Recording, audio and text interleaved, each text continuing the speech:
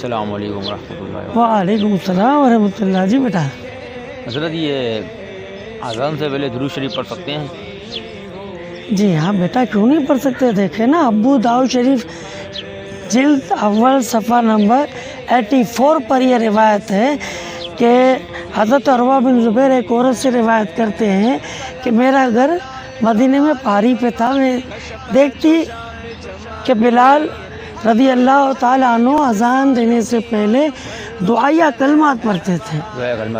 اذان دینے سے پہلے دعائیہ کلمات پڑھتے تھے، اللہ تحقیق میں تیری حمد کرتا ہوں، اس بات پر میں تجھ سے مدد چاہتا ہوں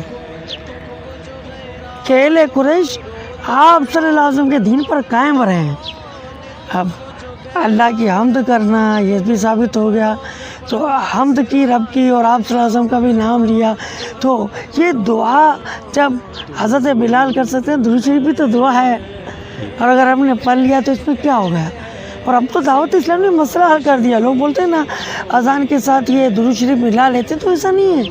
اب تو ہم درود شریف پڑھتے ہیں، اس کے بعد اعلان کرتے ہیں اذان کا احترام کرتے ہوئے، ایک خاموش رہ کر اذان کا جواب دیں۔ اب تو یہ بالکل ہم نے جدا کر دیا، اب تو کسی کو اعتراض اسے بھی نہیں ہونا چاہیے۔ اور جبکہ یہ حوالہ موجود ہے، ابو داؤد شریف کی روایت ہے، جلد نمبر 1 صفحہ نمبر 84 پہ یہ روایت موجود ہے کہ بلال حبشی رضی اللہ تعالیٰ عنہ اذان سے پہلے دعائیہ کلمات پڑھتے تھے، اور درود شریف بھی دعائیہ کلمات ہی ہیں۔ تو درود شریف سے نبی پاک صلی اللہ علیہ وسلم سے جس کو محبت ہوتی ہے نا، تو وہ کبھی درود پاک سے اختلاف کرے گا ہی نہیں۔